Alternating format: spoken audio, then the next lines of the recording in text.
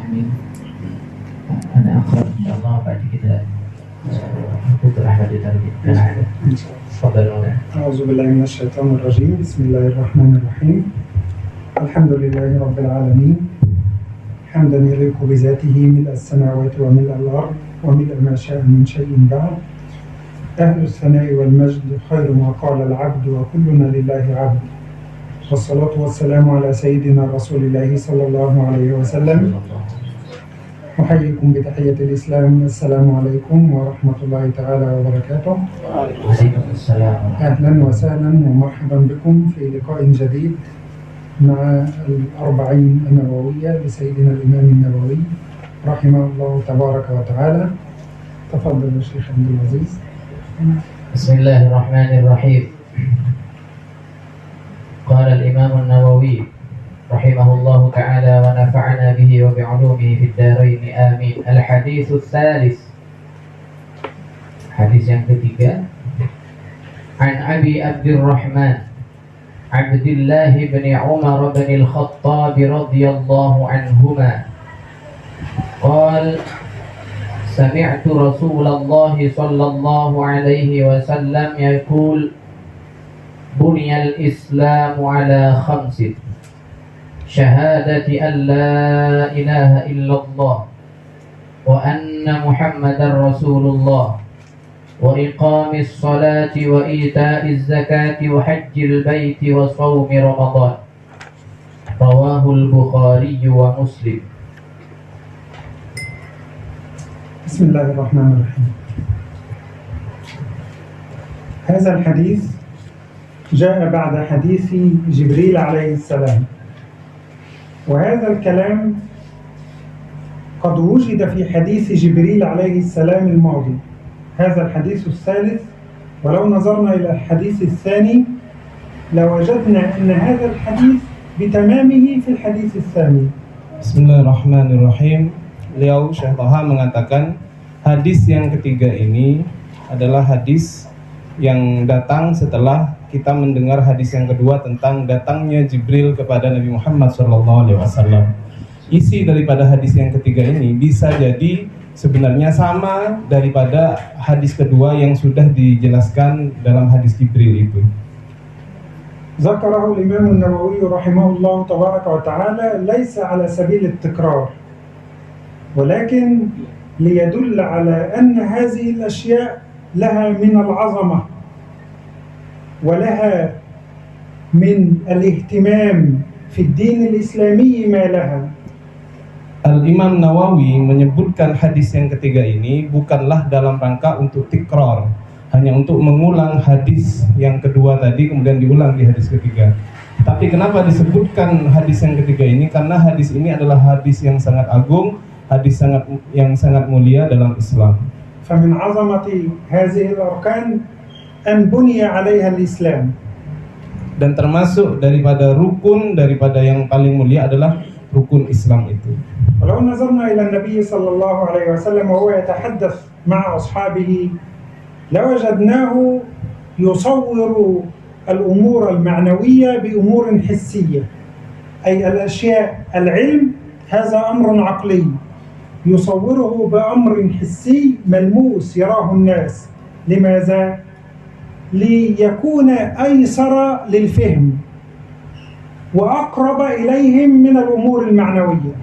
Nabi Muhammad SAW kebiasaan beliau ketika menjelaskan hal-hal yang berupa maknawi yang hanya ada dalam ilmu, yang ada dalam pikiran, seringkali Nabi itu kemudian mencari pemisalan dalam hal-hal yang bersifat materi.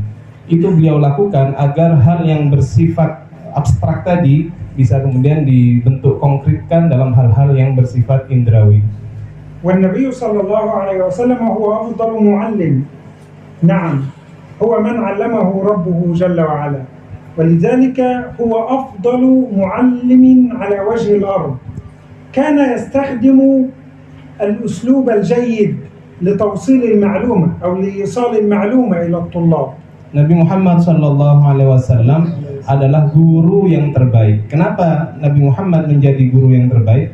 Karena beliau mendapat pengajaran langsung daripada Allah Subhanahu wa Ta'ala. beliau dalam mengajar ketika menyampaikan maklumat itu dengan cara, dengan metode yang sangat-sangat bagus kepada murid-murid dan sahabat-sahabatnya. فلو نظرنا إلى الجملة الأولى بني الإسلام على 5. أولا قال بني صور النبي صلى الله عليه وسلم الإسلام بالبناء. Pada lafadz bunyal Islam ala khamsin, Islam dibangun atas 5 perkara ini, kita mendapati lafadz yang digunakan adalah bunya. Seakan-akan Nabi mengumpamakan Islam itu dengan sebuah bangunan. كما أن البناء لا بد له من أعمدة ودعائم يقام عليها البناء، فكذلك الإسلام له أعمدة ودعائم يقوم عليها الإسلام. Sebagaimana bangunan, kalau ingin bangunan itu kuat, butuh kepada tiang-tiang, butuh kepada penguat sehingga bangunan itu bisa tegak berdiri. Begitupun juga dengan Islam, butuh daripada rukun, butuh kepada tiang-tiang agar Islam itu menjadi tegak berdiri. فالسقف هذا لا يوضع على الهواء ولكن لا بد له من دعائم. نعم، وكذلك الإسلام لا يبنى إلا على دعائم 5. Seperti kita lihat atap ini tidak ditaruh kemudian di atas angin, di atas hawa, begitu saja. Tetapi atap ini kemudian ada yang ada tiang-tiang di bawahnya. Begitupun juga Islam tidak kemudian menjadi kuat kecuali ada tiang-tiang yang menjadi penguatnya. إذا أردت أن أبني بيتا فعلي أولا أن أشتري قطعة الأرض، الأساس الذي سأبني عليه بيتي. Ketika saya misalkan ingin membangun rumah, maka yang harus pertama saya siapkan adalah daripada tanah yang untuk membangun daripada tanah itu, fondasinya. والشهادتين هما الأساس الذي نبني عليه تعاليم الإسلام أو عليهما. Dua kalimat syahadat itu salah satu fondasi daripada Islam ini. ثم بعد ذلك تكون الصلاة والصيام والزكاة والحج. Maka setelah syahadat ada salat, puasa dan haji. الإنسان منا يعلم هل هو مسلم أم غير مسلم بالشهادتين. Setiap orang dari masing-masing kita bisa diketahui apakah dia muslim atau tidak dengan dua kalimat syahadat. الناس عندنا أنواع وأصناف 4. Ada 4 macam manusia di antara kita ini. من أقر بغير الإسلام فهو كافر. Orang yang mempunyai keyakinan selain Islam maka dia disebut kafir. من يعبد مثلا الأصنام أو النار أو الشمس أو غير ذلك أو البقرة فهذا كافر. هذا هو النوع الأول. Orang yang menyembah matahari, orang yang menyembah sapi, orang yang menyembah pohon dan semuanya itu termasuk daripada orang kafir, macam yang pertama ini. النوع الثاني هو المسلم الذي أقر بقلبه ونطق بلسانه أنه لا إله إلا الله وأن محمدا رسول الله. Yang kedua adalah muslim, orang yang menetapkan dengan hatinya dan mengucapkannya dengan lisannya, maka dia disebut muslim. والنوع الثالث مسلم في الدنيا مخلد في النار في الآخرة وهو المنافق الذي نطق بلسانه ولم يقر بقلبه بأنه لا إله إلا الله. Macam yang ketiga adalah orang muslim tetapi dia nanti akan kekal di neraka. Apa sebab? Karena dia menjadi orang yang munafik. Di dunia dia mengucapkan Islam dengan mulutnya tetapi hatinya tidak. هذا مسلم في الدنيا كافر في الآخرة المنافق. Maka orang munafik ini muslim di dunia, kafir di akhirat. قال الله إن المنافقين في الدرك الأسفل من النار. Allah Subhanahu wa taala mengatakan dalam Al-Qur'an yang artinya sesungguhnya orang kafir berada di paling bawah daripada neraka jahanam. هناك نوع آخر وهو كافر في الدنيا مسلم في الآخرة. Ada macam yang lain yaitu dia kafir di dunia tapi di akhirat dia muslim. هو الذي أخفى الإيمان خوفا من القتل أو خوفا من غيره ولكن بينه وبين الله تبارك وتعالى أنه مؤمن فهو يؤدي أركان الإسلام كاملة. هو مؤمن بينه وبين الله إلا أننا نعامله على أنه كافر. Ada orang misalkan sebab dia takut kepada sesuatu dia menyembunyikan keislamannya sehingga orang-orang menyangka semuanya dia adalah kafir. Tetapi yang mengetahui dia muslim hanyalah dia dan Allah Subhanahu wa taala. هو لم ينطق أمامنا بالشهادتين. Dia tidak mengucapkan di depan kita dua kalimat syahadat. ولذلك هذا الرجل لا يغسل ولا يكفن ولا يصلى عليه ولا يدفن في مدافن المسلمين ولا يزوج من امرأة مسلمة. لماذا؟ لأن الشهادتين لم نسمعهما منه. Maka orang yang semacam ini, maka kita tidak wajib memandikannya ketika wafat, tidak wajib mengkafaninya, tidak wajib kemudian dia ditaruh di pemakaman orang Islam, tidak boleh dia menikah dengan orang Islam. Kenapa? Karena kita semua secara zahir tidak mendengarkan ucapan syahadat dari orang ini. فهذا أمره بينه وبين خالقه سبحانه وتعالى. Maka yang semacam ini urusannya adalah terserah Allah dan dia sendiri.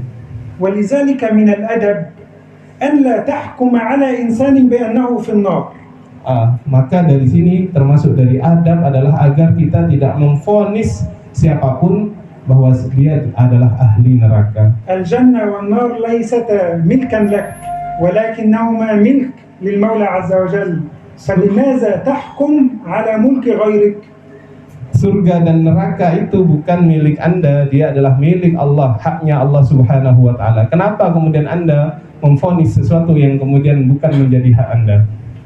عليك أولا أن تعلن الشهادتين فتقول أشهد أن لا إله إلا الله وحده لا شريك له وأشهد أن سيدنا ونبينا محمدا صلى الله عليه وسلم هو رسول الله. Pertama kali yang harus Anda lakukan adalah menjaharkan, mengiklankan syahadat itu dengan mengatakan asyhadu an la ilaha illallah wa asyhadu anna Muhammadan Rasulullah. ولك المثل الأعلى في ذلك المولى عز وجل. فقد شهد الله أنه لا إله إلا هو فقال جل وعلا شهد الله أنه لا إله إلا هو والملائكة وأولو العلم قائما بالقسط. نعم. Dan ini kemudian syahadat ini adalah juga dipersaksikan oleh Allah Subhanahu wa taala sebagaimana ayat yang sudah dibaca oleh Syekh Toha tadi, bahwasanya Allah menyaksikan bahwasanya tidak ada Tuhan kecuali Dia. وأيضا شهد النبي صلى الله عليه وسلم أنه لا إله إلا الله وأنه رسول الله صلى الله عليه وسلم. Dan juga ada yang mengatakan bersaksi bahwasanya tidak ada Tuhan kecuali Allah dan Nabi Muhammad adalah utusan Allah. سنذكر قصة شهد فيها النبي وأنه رسول الله.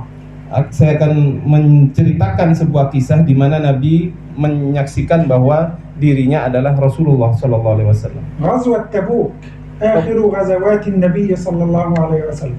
Perang Tabuk adalah akhir dari perang Nabi Muhammad sallallahu alaihi wasallam. تسمى أيضا غزوة العسرة. Dinamakan juga perang Usrah. نعم. هذه الغزوة كانت في فصل الصيف في شدة الحرارة. Perang ini terjadi pada musim panas dan panasnya pada waktu itu sangat-sangat panas. ومع أقوى الجيوش في هذا الوقت جيش الروم. Dan pada waktu itu menghadapi pasukan yang sangat kuat di muka bumi pada waktu itu, yaitu pasukan Romawi. ذهب النبي صلى الله عليه وسلم لملاقاة جيش الروم ولما انتهى النبي صلى الله عليه وسلم وعاد وهو في الطريق عائد إلى المدينة المنورة. Nabi Muhammad SAW pergi bersama pasukan untuk menghadapi daripada pasukan Romawi itu. Kemudian setelah peperangan terjadi, beliau pulang kembali di perjalanan menuju Madinah Al-Munawwarah.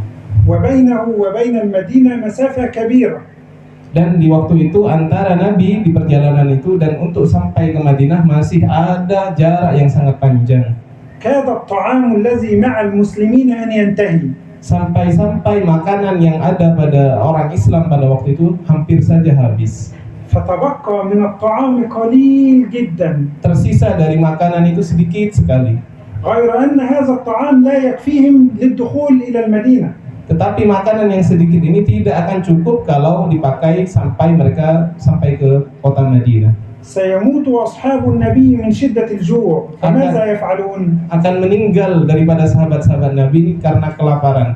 Apa yang harus mereka lakukan? ذهب عمر بن الخطاب رضي الله تبارك وتعالى عنه إلى النبي وقال يا رسول الله أرى أن نجمع الطعام الذي معنا ونضعه بين أيديك فتدعو لنا. Kemudian Sayyidina Umar bin Khattab pergi menuju Nabi Muhammad SAW, kemudian memberi ide untuk mengumpulkan seluruh makanan-makanan yang ada pada waktu itu dan dikumpulkan di hadapan Rasulullah SAW. فيبارك المولى عز وجل في هذا الطعام فيكفينا إلى أن ندخل المدينة. Dan mudah-mudahan nanti Allah memberikan barokah kepada makanan ini sehingga makanan yang ada ini menjadi cukup sampai kita sampai di kota Madinah. فقال له النبي نعم افعل يا عمر. Kemudian Nabi menjudulnya, silahkan ya Umar, lakukan itu. فأمرهم سيدنا عمر أن يجمعوا الطعام ثم وضعوه بين يدي النبي صلى الله عليه وسلم. Kemudian Nabi menyuruh Sayyidina Umar untuk mengumpulkan makanan dan dihadapkan di depan Nabi Muhammad SAW. فيقول راوي الحديث أبو هريرة رضي الله تبارك وتعالى عنه. Dan mengatakan siapa perawi hadis ini, yaitu Abu Hurairah radhiyallahu taala anhu, ما من صاحب تمر إلا وأتى بتمره. orang yang punya tamar dikumpulkan tamarnya, turmanya. وما من صاحب بر أي قمح إلا وأتى به. Orang yang mempunyai gandum dikumpulkan juga gandumnya. وما من صاحب نواة. تعلمون النواة التي في داخل التمر نواة البلح. نعم. Orang yang mempunyai nawah, yaitu sesuatu yang ada di dalam tamar, itu juga dikumpulkan. هذه النواة بعد أن نأكل التمر نرميها. Nawah itu adalah biji yang kemudian kita buang ketika kita sudah makan kurma, bijinya itu. فتعجب الذين يسمعون من سيدنا أبي هريرة وقالوا وما تصنعون بالنواة هذه. Kemudian orang yang mendengar hadis ini dari Abu Hurairah terkejut, apa yang kemudian mau dilakukan dengan biji kurma ini? قال أبو هريرة كنا نضعها في أفواهنا يعني كل واحد منا يمسك بهذه النواة ويضعها في فمه ويمصها يعني يبتلع ما فيها من الماء القليل هذا ويشرب عليها الماء. Apa yang kami lakukan, kata Sayyidina Abu Hurairah, dengan biji itu? Kami ngambil biji itu, kemudian kami letakkan di mulut kami, dan kami mulai menghisapnya, dan ketika sambil menghisap itu kami minum air. فقط يمص النواة ويشرب عليها الماء. Kami hanya menghisap daripada biji itu dan minum air. انظروا للطعام الذي بين أيديكم. Lihatlah makanan yang sedang ada di antara kalian ini. ليس نوع واحد من الطعام ولكن كثير من الأنواع. Bukan hanya satu macam daripada makanan, tapi bermacam-macam dari makanan. يعني نحن نهتم بالطعام ونترك الدعوة إلى الإسلام. Kita punya passion dengan makanan, tapi kemudian meninggalkan dakwah terhadap Islam. والصحابة تركوا الطعام واهتموا بالدعوة. Orang sahabat itu mereka meninggalkan makanan dan mementingkan perkara dakwah. ولذلك نفذ الله تبارك وتعالى لهم مرادهم.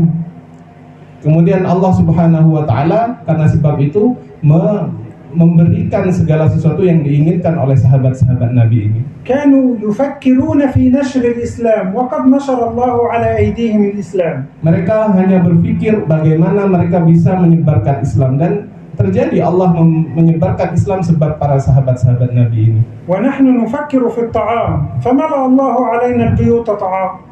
Kita hanya memikirkan makanan terus, akhirnya Allah hanya memenuhi rumah kita dengan makanan-makanan. الطعام ليس حرام بل هو أمر مباح ولكن الإكثار منه والتفكير فيه هذا شيء يعني ليس بجيد يعني. Makanan ini bukan sesuatu yang haram, ini mubah, boleh-boleh saja. Tetapi terlalu memikirkan perkara makanan ini adalah perkara yang tidak baik. فلما جمعوا الطعام وضع النبي يده في الطعام ودعا لهم النبي صلى الله عليه وسلم فكسر الطعام بين يدي النبي. Ketika makanan sudah ada di depan Nabi Muhammad SAW, beliau meletakkan tangannya dan mendoakan makanan itu sehingga makanan itu menjadi sangat banyak. الطعام الذي كان قليلا كفى الجيش كله. Makanan yang awalnya sedikit itu bisa mencukupi seluruh pasukan yang ada pada waktu itu. بل وزاد على ذلك.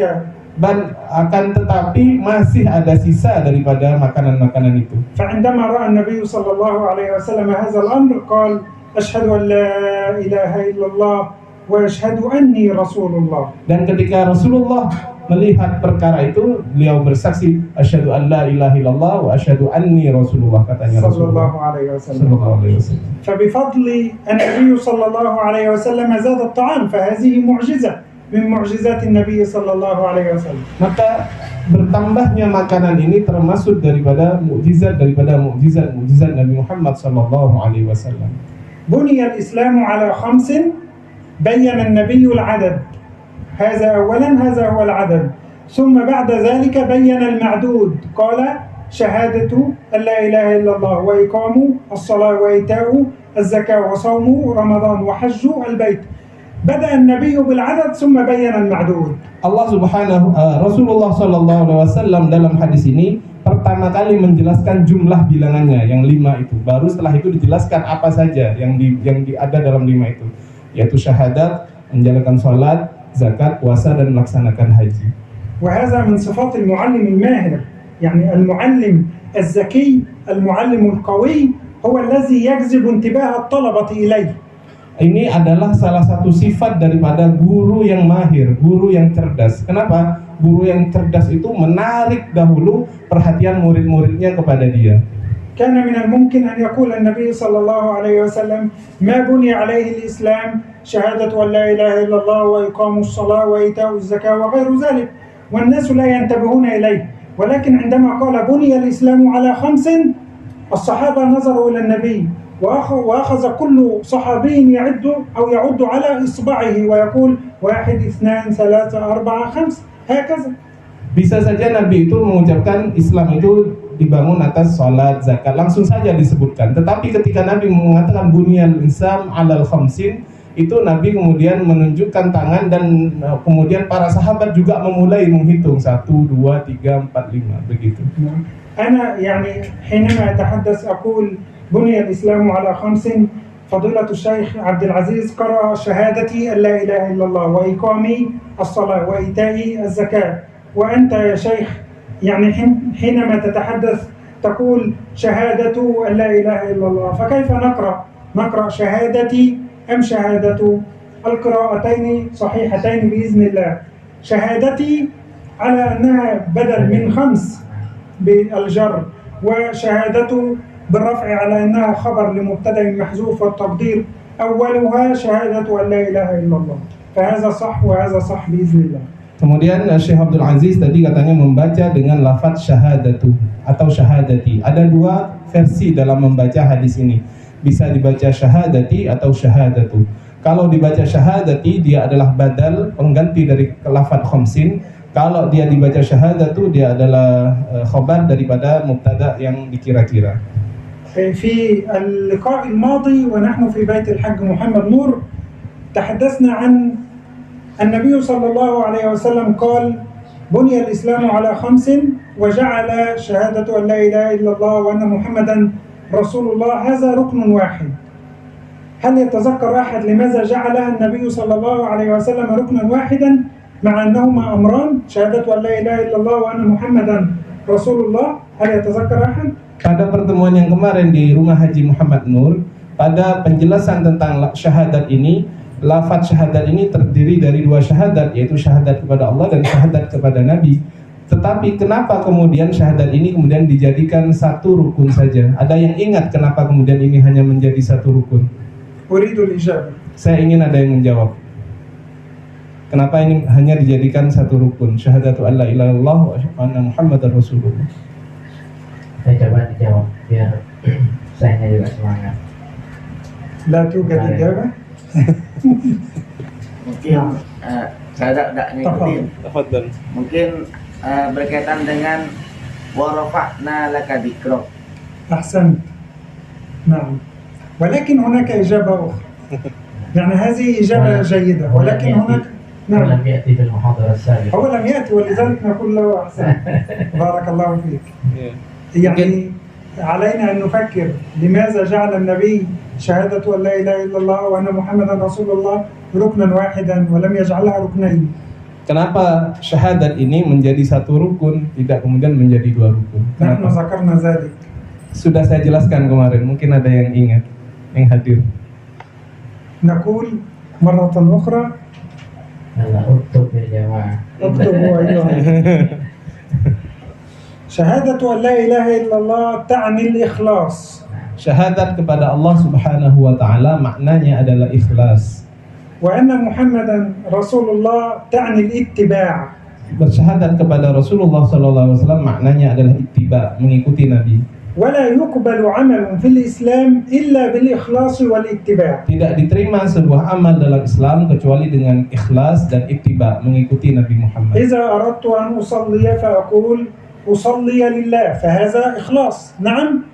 Jika saya sholat, maka saya mengatakan saya sholat karena Allah. Maka ini dinamakan ikhlas. وكيف أصلي؟ أصلي كما رأيت النبي يصلي، فالنبي قال صلوا كما رأيتموني يصلي، فهذا هو الاتباع. أصلي الظهر 4 ركعات، ولو أن إنسانا صلى الظهر 5 ركعات لن يقبل لأنه لم يتبع.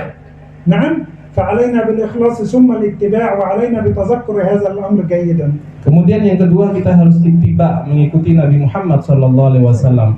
Dalam perkara salat kita mengikuti Nabi Muhammad SAW dalam sabda beliau, "Shallu kama ra'aitumuni usolli." Salatlah kalian sebagaimana aku salat.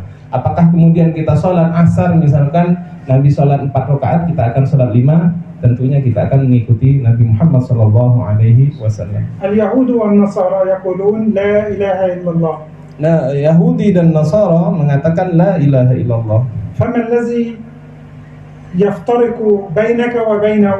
Apa yang membedakan kita dengan orang Yahudi? هي شهادة أن محمدا رسول الله صلى الله عليه وسلم. Yaitu syahadat bahwasanya Nabi Muhammad adalah Rasulullah sallallahu alaihi wasallam. ولذلك يقول النبي والذي نفسي بيده. Dan Nabi mengatakan, dan demi zat yang memegang jiwaku, لا يسمع بي أحد من هذه الأمة يهودي ولا نصراني ثم يموت ولم يؤمن بالذي أرسلت به إلا كان من أهل النار. yakni نعم، هذا حديث عن النبي، يعني اليهودي والنصراني إذا لم يؤمن بالنبي فهو من أهل النار. dalam hadis ini dijelaskan bahwasanya orang Yahudi dan Nasrani ketika mereka tidak beriman kepada Nabi Muhammad SAW, maka statusnya nanti masuk neraka. فعلينا أن نجدد الإيمان كما أمرنا النبي فنقول أشهد أن لا إله إلا الله وأشهد أن محمدا رسول الله صلى الله عليه وسلم. Maka kita harus selalu memperbaharui daripada iman ini sebagaimana diajarkan oleh Rasulullah dengan mengatakan asyhadu an la ilaha illallah wa anna muhammadan rasulullah. هذا هو الأصل. Ini adalah asalnya. الشهادتين هما الأصل وكل عمل بخلاف الشهادتين لا يقبل. Syahadat ini menjadi pokok pangkal ya. Segala amal tanpa dilandasi dengan syahadat maka tidak diterima. لو أن هناك رجل لا يقول أشهد أن لا إله إلا الله وأن محمدا رسول الله وقام بالصلاة والصيام والزكاة والحج هل يقبل منه؟ Apabila ada laki-laki yang tidak melafadzkan syahadat, kemudian dia melakukan sholat, zakat, puasa, apakah sholat, zakat, puasanya ini akan diterima? قال الله تعالى وقدمنا إلى ما عملوا من عمل فجعلناه هباء منثورا. Maka amal-amal yang dilakukan orang itu seperti hanya haba'an mansura, tidak dinilai sama sekali di hadapan Allah Subhanahu wa ta'ala. تعلمون أن المسيحي واليهودي منهم من يخلص في عمله. Tahukah kalian bahwasanya ada orang Yahudi dan Nasrani itu yang ikhlas dalam amal perbuatan dan amalnya itu sangat bagus. يأكل من الحلال ولا يأكل من الحرام. Makan dari barang halal, tidak makan haram sama sekali. فهذا جزاؤه أن يدخل الجنة في الآخرة. Apakah balasan orang yang semacam ini nanti masuk neraka? ولكنه فعل أوامر الدين دون أن يأتي بالشهادتين فلا أجر له في الآخرة. Karena orang Yahudi ini melakukan perkara-perkara agama yang tidak dilandasi dengan syahadat, maka nanti tetap akan masuk kepada neraka. اعلم أن ربك ليس ظالم. Ketahuilah bahwasanya Tuhanmu tidak pernah zalim. فهذا الرجل يأخذ أجره في الدنيا. Karena orang ini sebenarnya sudah mengambil balasannya di dunia. فالله يبارك له في عمره وفي ولده وفي رزقه كل ذلك في الدنيا. Allah sudah memberikan keberkahan kepada umurnya, kepada anaknya, kepada rezekinya, dan semua ini terjadi di dunia. ولكن هناك من يريد الدنيا وهناك من يريد الآخرة. Akan tetapi ada orang yang selain ingin dunia juga ingin akhirat. نعم. هذا أولا شهادة أن لا إله إلا الله وأن محمدا رسول الله. الركن الثاني إقام الصلاة. Rukun yang kedua adalah mengerjakan sholat. يعني أريد أن أسأل سؤالا. Saya ingin bertanya satu soal. في القرآن الكريم يقول الله تبارك وتعالى يقيم الصلاة. Allah dalam Al-Quran menggunakan perintah dalam mengerjakan sholat dengan lafaz قال yuqimus جل sholat. وعلا الذين يؤمنون بالغيب ويقيمون الصلاة. نعم. لماذا لم يقل ويؤدوا الصلاة؟ Kenapa Allah Subhanahu wa taala tidak menggunakan lafaz wa yu'addu as-salah, menggunakan wa yuqimu? Kenapa? والنبي هنا يقول وإقام الصلاة. Nabi di sini mengatakan iqamis salah. لماذا لم يقل وأداء الصلاة؟ Kenapa tidak dikatakan wa ada'us salah?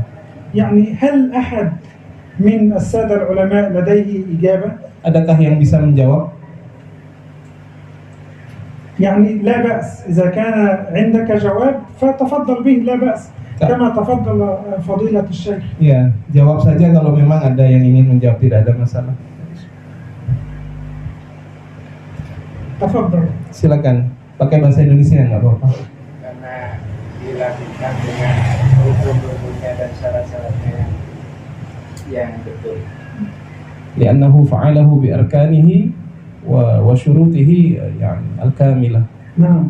والأداء. Kalau ada usalah Pokoknya sholat. yani mujarrad as-salah. أحسنت، هذه هي الإجابة. بارك الله فيك. Ya, jawabannya benar. الأداء هو يفعل الأركان هكذا ولا يكون هناك إخلاص لله تبارك وتعالى. Kalau hanya ada فلا يتم الأركان ولا الشروط. ada itu hanya mengerjakan sholat, tidak ada keikhlasan dan tidak ada dia menyempurnakan syarat rukunnya sholat. نعم. هذا الرجل الذي أقام لنا هذا البيت، Orang هل نقول أقام البيت أم أدى البيت؟ orang yang mendirikan bangunan ini, apakah kita mengatakan dia aqamal bait atau addal bait? لا نقول أقام البيت فجعله حسنا جميلا من الممكن أن نجلس فيه. نعم. Maka kita mengatakan aqamal bait. Kenapa? Karena dengan lafaz aqama rumahnya menjadi bagus, menjadi indah dan kita bisa duduk di sini. ولذلك عندما جلس النبي صلى الله عليه وسلم ودخل أحد الرجال وأدى الصلاة ثم جاء وسلم على النبي فرد عليه النبي السلام وقال اذهب فصل فإنك لم تصلي. نعم هكذا قال النبي فإنك لم تصلي. Ada sebuah cerita, laki-laki datang ke Nabi Muhammad SAW, kemudian dia sholat, dilihat oleh Nabi. Setelah sholat dia menyapa Nabi, kemudian disampaikan oleh Nabi, sholat lagi, kamu tadi nggak sholat. فالرجل ذهب إلى الصلاة ووقف يصلي ثم جاء وقال السلام عليك يا رسول الله فقال عليك السلام اذهب فصل فإنك لم تصلي. لو نظرنا الرجل ذهب وصلى الصلاة ولكن النبي رأى أنه يؤدي الصلاة ولم يقيم الصلاة ولذلك أمره النبي بالإعادة. Ketika Nabi melihat orang itu dan diperintahkan orang itu untuk sholat kembali, orang itu oleh Nabi setelah dilihat dia itu hanya yu'addi as-salah, hanya melakukan sholat tetapi tidak syarat dan rukunnya tidak terpenuhi dan dia tidak yuqimus shalah, menjalankan sholat dengan syarat dan rukunnya. Maka diperintahkan untuk mengulang. Yaqulullah fawailun lil musallin alladhina hum an salatihim sahun. Yaqulu ahlul ilmi السهو في الصلاة أي أنه لا يدرك هو من بحضرته. هو ليس هذا الرجل يعتقد أنه ليس بحضرة الإله سبحانه وتعالى. فلماذا تخطئ أيها الرجل؟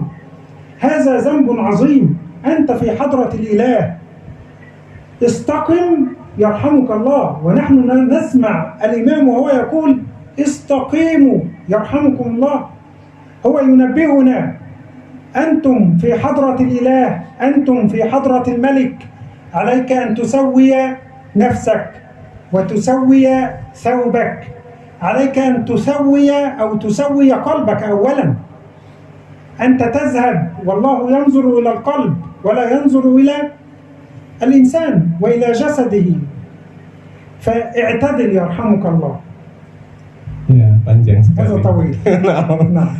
Jadi tadi yang saya tangkap dari beliau mengatakan ketika kita salat itu jangan hanya kemudian lupa bahwasanya kita itu berada di hadapan Allah Subhanahu wa taala. Kita itu berada di hadapan Allah yang agung yang menciptakan kita. Selain kita juga dalam sholat itu meluruskan barisan, itu juga kita harus bisa meluruskan hati kita untuk kita tahu bahwasanya kita berhadapan dengan Allah sehingga kita benar-benar sholat menghadap Allah Subhanahu wa taala. فلما رجع الرجل إلى النبي فسلم عليه في المرة الثالثة قال له النبي ارجع فصل فإنك لم تصل. فقال الرجل والذي بعثك بالحق يا رسول الله لا أحسن غير هذا. أنا لا أستطيع أن أصلي إلا بهذه الطريقة. علمني يا رسول الله. Sudah 3 kali orang itu balik kepada Nabi, disuruh sholat, balik lagi sholat sampai 3 kali. Ketika 3 kali sudah bolak-balik, sholatnya dinilai tidak sah oleh Nabi, dia sudah menyerah bilang, "Alimni ya Rasulullah, ajari saya Rasulullah bagaimana cara sholat yang benar." يعني لابد علينا أن نستمع إلى كلام النبي. هل النبي صلى الله عليه وسلم في هذا الموقف عذر الرجل لجهله أم طلب منه الإعادة؟ Coba kita perhatikan dalam kasus ini, apakah Nabi kemudian memberikan iktidar kepada laki-laki ini, atau Nabi malah menyuruh orang itu untuk mengulangi daripada sholatnya? في أركان الإسلام لا عذر للجاهل عليه أن يتعلم. Dalam perkara rukun Islam ini tidak ada uzur bagi orang yang bodoh, maka dia harus belajar. ولذلك عليك أن تعلم أولادك وتعلم زوجك. Oleh karena itu ajari anak dan istri Anda perihal ini. فإن لم تستطع أن تعلمهم فاتركهم إلى مجالس العلم. Kalau Anda tidak bisa mengajarinya, biarkan mereka diajari orang lain yang bisa mengajari mereka. فإن لم تستطع أن تتعلم فادفع المال لكي تتعلم. Apabila engkau tidak bisa belajar, maka gunakanlah harta Anda itu untuk belajar. لو كان الرجل يعذر لجهله لكان النبي ترك هذا الرجل من أول مرة. Andaikan laki-laki dalam cerita itu diberikan iktidar oleh Nabi, diberikan uzur oleh Nabi, pasti Nabi sudah meninggalkannya dari pertama kali dia sholat. ولو أن هناك أمر آخر كان النبي يقول له لا بأس بصلاتك وتعالى أعلمك للصلاة الجديدة. النبي لم يفعل هذا، ولكن قال له ارجع إلى الصلاة فإن هذه الصلاة ليست مقبولة عند الله. Nabi bisa saja kemudian memberikan uzur kepada orang itu, kemudian baru diajari cara sholat yang benar. Tetapi Nabi dalam hadis itu mengatakan, ulangi lagi sholatmu. فقال له الرجل علمني يا رسول الله. فقال النبي صلى الله عليه وسلم إذا أردت الصلاة. Kemudian laki-laki itu alimni ya Rasulullah, mengatakan ajari aku Rasulullah. Kemudian Nabi berkata, apabila engkau ingin melakukan sholat, فقال النبي إذا قمت إلى الصلاة فكبر تكبيرة الإحرام. maka bertakbirlah takbiratul ihram. ثم اقرأ ما تيسر لك من القرآن. Kemudian bacalah apa yang mudah bagimu daripada Al-Qur'an. ثم اركع حتى تطمئن راكعا. هذه هي الركن الاطمئنان. Kemudian rukuklah sehingga engkau tumakninah, dan ini adalah rukun, yaitu rukun harus tumakninah. والاطمئنان معناه سكون الأعضاء. Itminan artinya diamnya anggota badan. فقال له النبي صلى الله عليه وسلم ثم اركع حتى تطمئن راكعا ثم ارفع حتى تعتدل هكذا. Kemudian تعتدل استواء الظهر. setelah ruku kemudian i'tidal, yakni i'tidal ketika engkau berdiri tegak. ثم اسجد حتى تطمئن ساجدا. Kemudian sujud sehingga sujudmu itu mutmain. ثم ارفع حتى تطمئن جالسا هكذا. Kemudian engkau duduk secara tumaknina. ونحن نرى من يسجد هكذا ثم يرفع يده ما زالت على الأرض ثم يرفع ويعود إلى السجود ويده ما زالت. أين الرفع من السجود؟ أين الاطمئنان جالسا؟ هو لم يفعل هذا الركن فبطلت صلاته. Pernah saya melihat orang itu sujud, tangannya menempel di bawah. Ketika dia duduk di antara dua sujud, tangannya tetap menempel di bawah. Ini nggak ada tumakninah. Ini bisa batal sholatnya karena sudah meninggalkan daripada tumakninah dalam duduk di antara dua sujud itu. يعني أنا أريد أن أسأل سؤالا. لماذا كان الإسراع في الصلاة فقط وما عدا ذلك نطمئن فيه؟ Saya ingin bertanya satu hal, kenapa kok sholat itu kalau kalian sholat kok cepat-cepat, sedangkan kalau yang lain itu dikerjakan pelan-pelan gitu? الرجل الذي يريد أن يتزوج ينظر إلى المرأة كم مرة؟ Orang yang ingin menikah, dia melihat perempuan berapa kali? كثير. Banyak sekali. ويسأل عنها كثير. Dan bertanya tentang perempuan itu banyak sekali. ويمكث الشهر بعد الشهر والعام بعد العام كل هذا لأجل امرأة. Dan dia berpikir 1 bulan, 1 tahun hanya untuk satu perempuan. فما يستحق المولى عز وجل منك؟ Apa hak yang harus dilaksanakan oleh Allah, hak Allah kepada Anda yang harus Anda laksanakan? أنت تذهب في الشوارع تريد أن ترى هذه المرأة ولو لمرة واحدة في اليوم. Anda pergi ke jalan-jalan hanya untuk melihat daripada perempuan, walaupun Anda setiap hari melakukannya 1 kali. وتتمنى أن لو يجمعك بينها وبينك لقاء واحد في اليوم. Dan Anda menginginkan antara Anda dan perempuan itu ada pertemuan walaupun 1 hari dalam 1 kali dalam 1 hari. الله يدعوك إلى بيتي 5 مرات في اليوم. Allah mengajak Anda kepada rumahnya 5 kali dalam 1 hari. فاستقم واعتدل وأقم الصلاة يرحمك الله. Maka hendaklah Anda menjadi orang yang salat istaqim, kemudian orang yang i'tadil, dan dirikanlah salat dengan, ولا تؤدي الصلاة. dan jangan hanya mengerjakan salat dengan Dan tanpa syarat aqimis rukun, salat. tapi aqimis salat. Kerjakanlah salat dengan syarat rukunnya. هذا أول ركن. الركن الثاني إيتاء الزكاة. Rukun yang kedua membayar zakat. إيتاء أي إعطاء. Ita artinya memberikan. الزكاة هو إخراج مال مخصوص Zakat itu mengeluarkan harta tertentu من مال مخصوص dari harta yang tertentu على وجه مخصوص. dengan cara tertentu. نعم. أيضا كنا في أداء العبادة لابد فيها من الإخلاص والاتباع. نعم. Dalam ibadah kita harus ikhlas dan juga mengikuti Nabi. ونحن في الزكاة أيضا النبي صلى الله عليه وسلم بين لنا المال الذي يجب إخراج الزكاة منه والزروع التي يجب إخراج الزكاة منها والثمار التي يجب إخراج الزكاة منها والبهائم التي يجب إخراج الزكاة منها. النبي بين لنا كل شيء.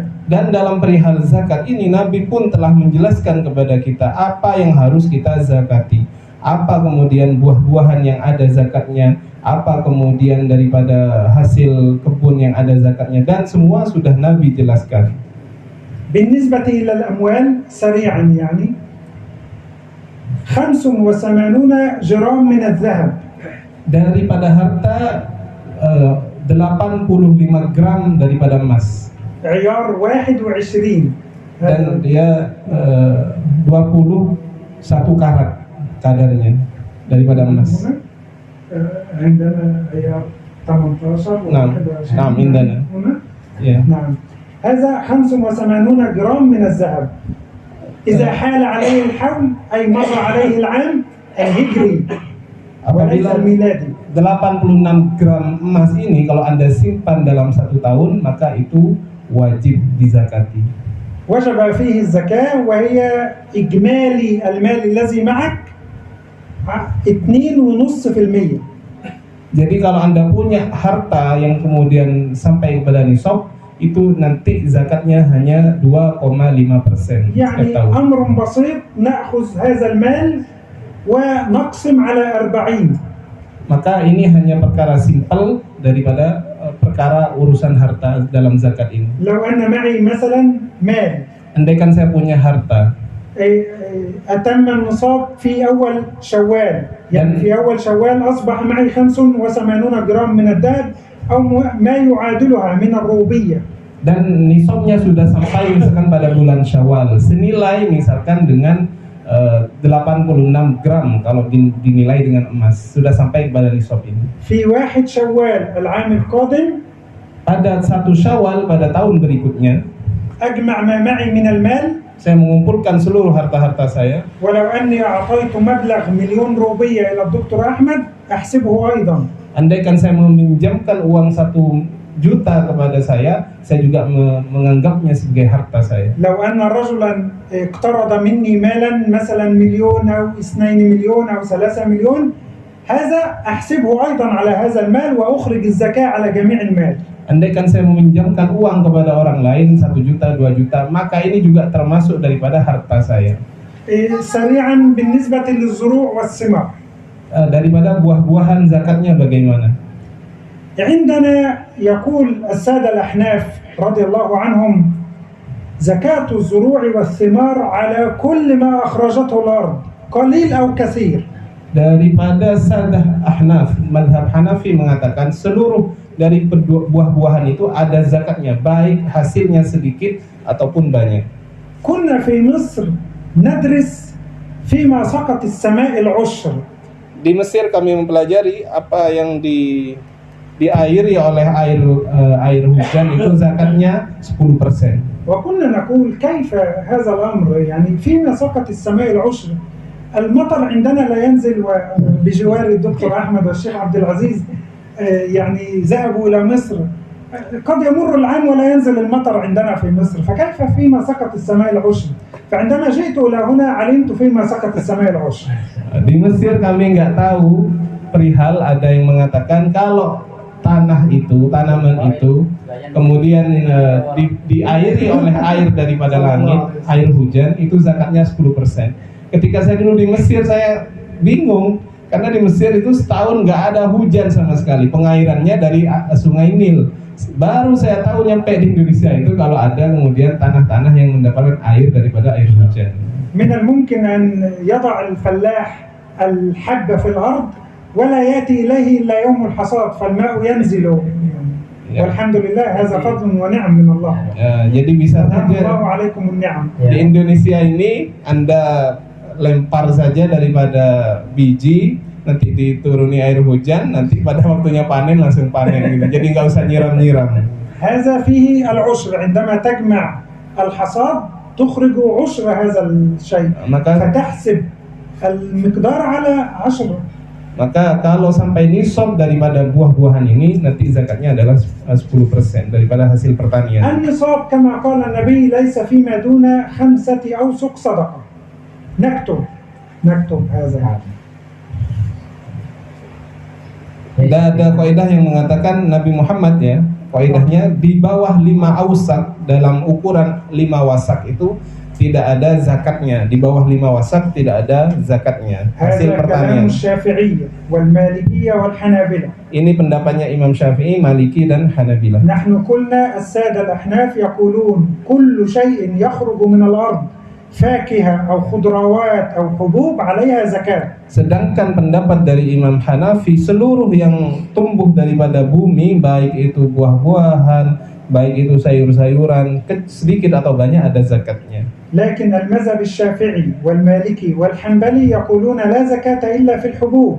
Tetapi dalam madhab Imam Syafi'i, Maliki dan Hambali, zakat itu hanya ada dalam makanan-makanan pokok itu. إذن الخضروات والفواكه ليس عليها زكاة في المذهب الشافعي والحنبلي والمالكي. Maka buah-buahan dan juga sayur-mayur itu tidak zakatnya dalam madhab Syafi'i, Maliki dan Hambali. لأنهم يضعون شرطين في ما يخرج منه الزكاة. Karena mereka mensyaratkan 2 syarat daripada sesuatu yang tumbuh daripada bumi. يقتات ويدخر. Yakni dimakan sebagai makanan pokok dan hasilnya itu bisa disimpan. يقتات أي يأكله الإنسان ويعيش عليه. Dimakan yaitu dimakan oleh manusia sehingga dia bisa hidup. الإنسان يعيش على الأرز، يعيش على القمح، يعيش على الذرة، نعم، ولا يعيش على التفاح والموز وغير ذلك. Ya, manusia itu bisa hidup kalau makan daripada nasi, kalau makan dari gandum, makan jagung itu bisa. Tetapi kalau manusia makan pisang itu nggak bisa hidup. ويدخر هذا هو الشرط الثاني. يدخر أي يمكن تخزينه لأشهر وأعوام. Nah, jadi yang syarat yang kedua yuddakhar, bisa disimpan, yakni disimpan dalam masa-masa sampai berbulan-bulan. هذا 5 أوسق. Ini maknanya 5 wasak, di bawah 5 wasak tidak ada zakatnya. قلنا 5 أوسق، الوسق يساوي 60 صاع. Satu wasak ini sama dengan 60 sok. الوسق هذا النبي قال 5 أوسق، الوسق الواحد 60 صاع. Satu wasak kata Nabi ini ukurannya sama dengan 60 sok. قلنا الصاع من قبل، هل يتذكر أحد الصاع مقداره؟ Ada yang ingat satu sok itu berapa? Kami sudah pernah menjelaskan ini sebelumnya. قلنا ذلك في شهر رمضان. Kami jelaskan ini dalam bulan Ramadan. وعليكم.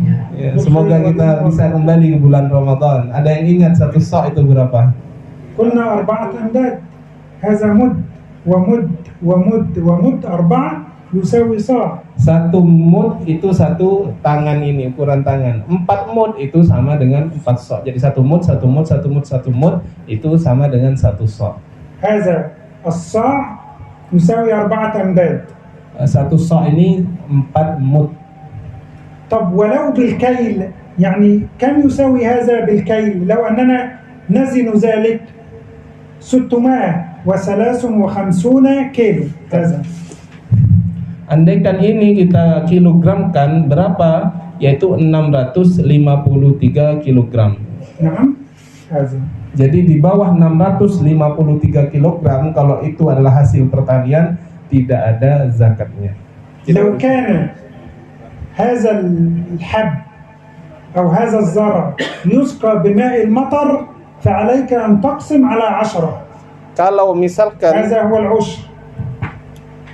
itu kemudian diairi dengan air hujan, maka zakatnya itu adalah 10%. كما قال النبي فيما سقط السماء العشر. Seperti hadis Nabi yang diairi oleh air hujan 10%. ولو كان يسقى بالآلة، يعني أنت تؤجر آلة وتجلب الماء وتدفع المال، فعليك بنصف العشر، أي ستقسم على 20. هذا نصف العشر.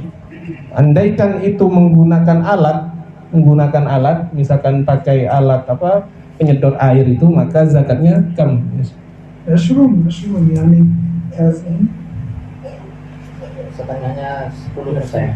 15. 5%, berarti 5%, lebih sedikit. Kalau pakai alat berarti 5% saja zakatnya. إذا كنت تسقي بماء المطر فاقسم على 10. Kalau itu diairi oleh air hujan, maka zakatnya 10%. وإذا كان بالآلة فاقسم على 20. هذا أيسر الأشياء إن شاء الله. Kalau diairi oleh yang pakai alat, penyedot air gitu, maka 5% saja daripada zakatnya. إذا فهمنا أن كل شيء خرج من الأرض عليه الزكاة على المذهب السادة الأحناف. Maka dari sini kita tahu bahwasanya menurut madhab Hanafi, segala sesuatu yang tumbuh dari bumi itu ada zakatnya, سواء كان قليل أم كثير. baik sedikit ataupun banyak. لو أن عندك قطعة أرض وتخرج منها زكاة.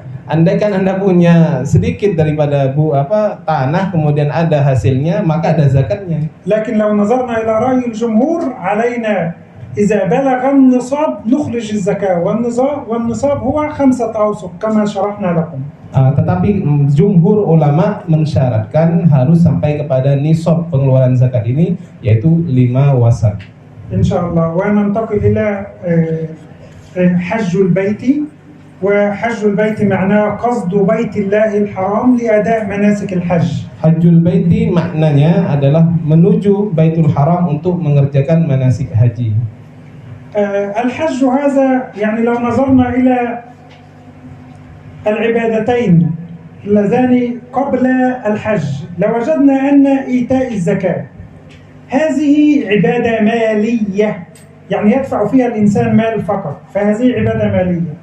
Kalau kita lihat ibadah sebelum haji ini, kita menemui bahwasanya adalah ibadah zakat. Sedangkan ibadah zakat ini kita bisa golongkan sebagai ibadah yang bangsa mengeluarkan daripada harta. وإقام الصلاة هي عبادة بدنية فقط. Sedangkan iqamis shalah adalah ibadah yang menggunakan menggunakan badan kita. وحج البيت جمع بينهما بين العبادة المالية والعبادة البدنية. Sedangkan haji ini mengumpulkan daripada ibadah yang bersifat badani dan ibadah yang bersifat maliyah tadi. Jadi pakai badan dan pakai uang. تدفع مالا كثيرا للذهاب.